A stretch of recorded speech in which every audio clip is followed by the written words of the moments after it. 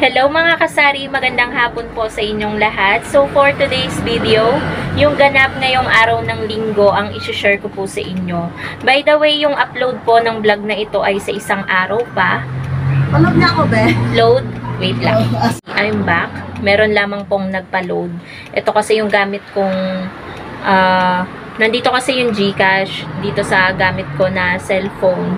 So ayun nga mga kasari, ngayong araw na to, yung ganap ngayong araw ng linggo ang i-share ko sa inyo, update sa sari-sari store kung mabenta ba or hindi.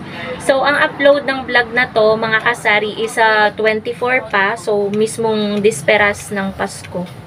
So, ayan. Ngayon, mga kasari, nakakatuwa dahil ang daming nagpapa-GCash. Although kanina medyo nababad trip ako sa GCash, hanggang ngayon naman, pero at least kahit papano may pumapasok na kita. Malakas sana ng sobrang lakas ang GCash kung hindi nagloloko ang GCash ngayon. Kagabi pa po nag-start na magloko ang GCash. Alam niyo yun guys, kapag merong magpapa-cash in, 'di ba? Yung iba, diretso na hindi nahingi ng OTP, yung 6-digit na i-enter. Ngayon, kapag humingi ang GCash ng ganon, walang nagsesend sa CP number nung may-ari ng GCash. Kunwari sa akin, walang nagsesend ng 6-digit para mai-enter natin at matapos natin yung transaction. Wala po siya. Siguro nasa 15 transaction yung na-cancel ko kanina. Ayaw talaga mga kasari. Sayang yung kita doon. Tapos meron namang iba, successful naman. Parang namimili mga kasari ang GCash na iaano ng transaction. Merong mangilan-ngilan, siguro mga 5 na successful naman yung transaction, na continue naman siya, hindi na humingi ng OTP. Pero halos lahat, siguro sa 100% ng nagpapa-cash in, yung successful is 25, 75 yung hindi. Ganon siya kalala. Talaga yung problema ngayon sa GCash. Tapos sa cash out, wala namang any problem kasi sila naman yung magsesend ng pera at pumapasok naman si pera. Tapos kanina nagloko pa ang GCash, sayang yung kita sa 10K mga kasari. Kasi merong isang magsasabong, magpapakash in siya ng 2 bukod na 10,000. Yung unang transaction, naging successful naman siya, hindi siya humingi ng OTP. Yun daw kasi madalas niyang mapadalahan. Yung second, doon nagka-problema yung cellphone ko. So, nagka-problem siya, hindi naging successful dahil humingi ng OTP tapos hindi nag-send sa akin. Siguro nag-antay yung customer, yung nagpapa-GCash ng 30 minutes dito sa labas. Ginawa na namin lahat ng paraan. Kinuha ko yung cellphone ni mother, cellphone ni partner, yung pad ni partner, yung parang tablet. Ginawa na lahat ng paraan. Ayun, nagloko ang GCash ko. 4 hours bago nabuksan. 12:13 PM. Ngayon lang guys, nabuksan ng GCash ko. Nag-start siyang magloko ng 8 AM kanina. Talagang 4 hours ang inantay bago ma-open ulit yung GCash ko. Talagang kinabahan ako ng malala kasi baka ako pag na-open na ulit yung GCash ko, wala nang laman. Kasi ang naging problem mga kasari, binuksan sa pad ni partner nang hindi pa na-unregister dito sa cellphone ko. 'Di ba mga kasari, naka-register yung CP natin, yung sa GCash natin, 'di ba? Magkano 'yan eh. Tapos kapag nag-login ka pala sa ibang device, yun, magloloko, hindi pala pwede yun. Kailangan i-unregister mo muna yung GCash mo sa cellphone na pinag-aanuhan ng GCash mo, tapos tsaka ka magbubukas sa ibang device. So, nagkamali si partner, kaya naging 4 hours yung pag-aantay namin. So, meron lang guys tao, magpapa-GCash to. Ano po yun? Pero may GCash kayo? Cash in, cash out po. Cash out. Cash out, magkano po? Wala pa eh. Magkahingi pa na ako reference number. Baka po kasi hindi kasya yung pera ko, kaya tinatanong ko muna kung magkano. Hindi bababa sa, hindi lalabas 5K. Hindi lalagpas 5K. Oh, ito po. Kasi baka mga 20K, wala akong hawak na 20K. Hindi naman. Kasi po, ang daming nagpapa-GCash ngayong araw na to eh. Yung akin eh, 98, 75. Ano pa lang po ngayon, ang pang ilan pa lang? 40, nasa 50 pa lang. Ay, abutin kayo ng gabi. Oo. Eh, alas 2 pa lang traffic kami yun. Hindi na kami. Masabong pa rin dyan kagabi. O, magdamag daw po.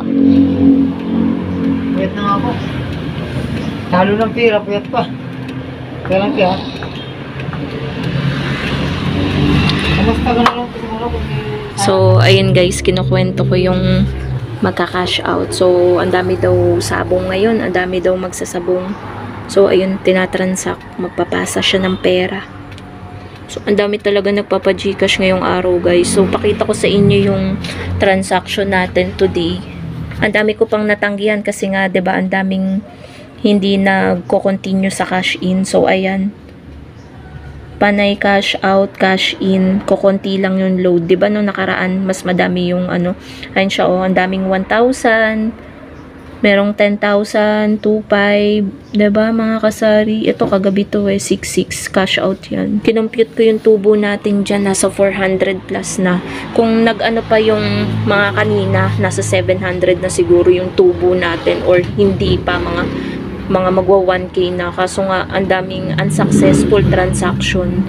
So ayun guys, asikasuhin ko muna tong nagka-cash out. So, ayan po mga kasari, yung nagka-cash out, hindi pa napapasa sa akin kasi padala lang din pala, kinuha yung number ko. Pero ayun yung lalaki, bumibili ng tinapay sa labas.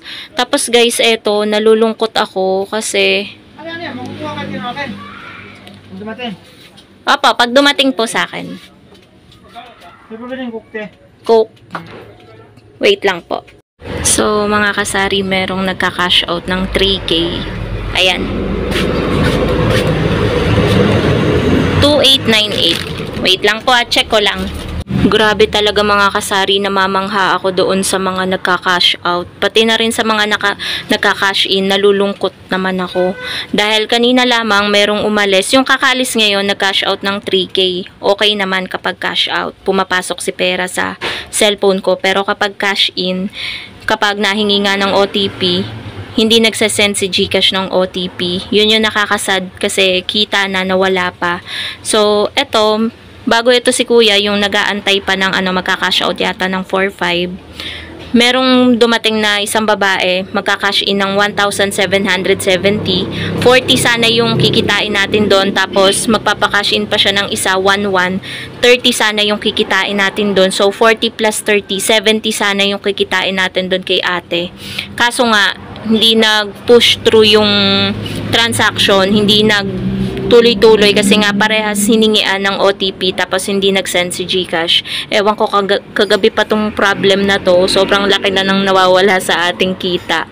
Meron sanang laman yung Gcash natin kaso hindi naman natin mapakinabangan. Pasok ng pasok yung pera. Maraming nagka-cash out, maraming nagka-cash in, pero hindi nababawasan yung laman ng Gcash nga natin. Panay pasok lang ng pera. Tapos tayo, ubus na yung cash natin dito. So, yun guys. Tapos, ngayon guys, sobrang dami ding bumibili. Hindi lang in demand ang Gcash ngayon, pati na rin ang sigarilyo, soft drinks. Ewan ko ba, ang dami bumibili ngayon, namamanghan na lang talaga ako mga kasari. Sigarilyo guys, siguro naka 3,000, 2,500, mga ganyan na ako sa sigarilyo. Bihira lang yun mangyari guys. Tapos sa tindahan, siguro mga nakaano na tayo. Hindi ko na ipapakita yung kaha ko. Mga naka 3K na tayo sa tindahan. So, ang laki na ng kita natin ngayon. Bukod pa yun sa Gcash, 'di ba mga kasari? Tapos, mabenta din yung alak. Ayan oh. 'Di ba kakapamili lang natin ng worth kulang-kulang 6K na Red Horse. Tapos namili pa kami ni partner ng gin nung nakaraan. Tapos ito na lang yung natitira. 4 na lang. Puno yan dito kagabi. Tapos ayan, may benta na tayo. Yan. Yan yung kagandahan ng bukod-bukod yung benta natin, 'di ba? Talagang alam natin kung saan natin ilalagay, saan tayo kukuha. So nakakamangha ngayong araw ng Sunday. Talagang bawi-bawi lang talaga mga kasari eh. May araw na mabenta, may araw na hindi. Noong mga nakaraang araw is ang tumal pati Gcash. Sobra. Nung isang araw nga, naka 10 transaction lang ako hanggang mag-close. Pero ngayon naman, bawing-bawi naman, 'di ba mga kasari? Lalo na kung hindi nagloloko ang Gcash, talagang bawing-bawi. Talagang super duper yung blessings ngayon. So, ayun mga kasari, dito ko na rin tatapusin ang aking vlog. Thank you so much, Lord, sa blessing ngayong araw na to. And sana magtuloy-tuloy hanggang gabi para meron naman tayong kitain na malaki, pambayad utang natin at pangpamili ng mga paninda. Salamat, Lord. So, happy selling po sa inyong lahat, mga kasari. A few moments later. So, nakuha ng mga kasari ni Kuya, yung nag-aantay kanina, yung pinaka-cash out niya na 4,500. Syempre, may pinakita siyang reference number. Kapag wala, hindi ko ibibigay si pera. Baka kasi hindi sa kanya. So, ayun naman, same naman kami ng reference number. Kaya binigay ko yung 4,500. Tapos, yung kita natin doon is 90 yung charge natin. Kasi guys, 4,500 yun eh. Ayan o, 4,500 is 90. Ayan. So, pinakaltas niya na lang doon, ang inabot ko na lang sa kanya is 4,410 pesos. So, ang laki talaga ng kita mga kasari sa GCash kapag meron talaga tayong budget na malaki. So, itong budget ko naman dito, kaya naro-rolling natin is ginagamit ko yung pera natin dyan sa mga nakabukod-bukod natin. Kaya ang laking tulong din guys nung ibang kaperahan natin dito. Lalo guys yun sa sigarilyo dahil kada 2 weeks. Ngayon, kulang-kulang 1 month, 'di ba? So, sa January pa natin talaga kailangan yung pera kaya nagagamit natin dito sa ating GCash.